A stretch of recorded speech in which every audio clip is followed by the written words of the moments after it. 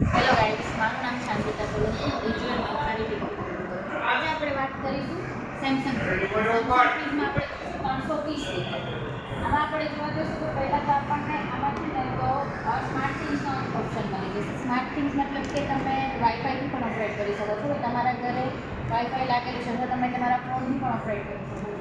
જેમ કે આ 5-in-1 કન્વર્ટેબલ છે. 5-in-1 કન્વર્ટેબલમાં તમને મળશે normal mode, extra freeze mode મળશે, સિઝનલ મોડ મળશે, વેકેશન મોડ મળશે અને તમને મળી જશે home alone mode. Home alone મોડમાં કેવું થશે કે ધારો કે તમે ઘરે 2-3 દિવસ માટે ઘરે નથી અને નીચેના ફ્રીજમાં તમે મતલબ ફ્રીજનો જે ડિપાર્ટમેન્ટ છે એમાં તમે કોઈ શાકભાજી એવું મૂક્યું છે. હવે એ તમે 2-3 દિવસ પછી આવીને યુઝ કરવાના હોય એ તમે આખું જે કમ્પાર્ટમેન્ટ આપણું ફ્રીઝરનું છે એ કન્વર્ટ કરી અને તમે ફ્રીજમાં મૂકીને જઈ શકો છો અને આ કમ્પાર્ટમેન્ટ આખું તમારું બંધ થઈ જશે. એના પછી છે વેકેશન મોડ. વેકેશન મોડમાં કેવું છે કે તમે કોઈ વસ્તુ સ્ટોરેજ કરી છે, તમે 5-10 દિવસ માટે અથવા તો 15 દિવસ માટે ઘરે નથી રહેવાના.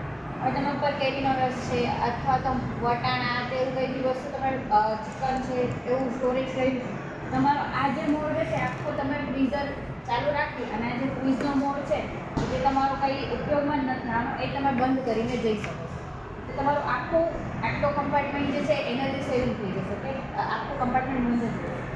બાકીનું છે સિઝનલ મોડ. હવે ધારો કે શિયાળો અને ચોમાસું મોસ્ટ ઓફ કેવું હોય કે ઘણા લોકો સ્ટોરેજ કરે છે વસ્તુ, ઘણા લોકો નથી કરતા. તો ઉપરનું જે ફ્રીઝર છે કંઈ કામનું જ નથી હોતું, એમના માટે ખાલી ફ્રીઝ જ ઉપયોગમાં આવે. એ ફ્રીઝર બંધ કરી અને ફ્રીજનો ઉપયોગ કરી શકે છે.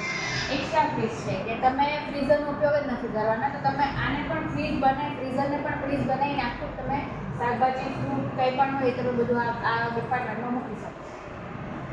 અને નોર્મલ મોડ છે. નોર્મલ મોડમાં કેવું કે આપણું નોર્મલ ફ્રીઝરનું ફ્રીઝર રહેશે અને ફ્રીજનું ફ્રીજ રહેશે.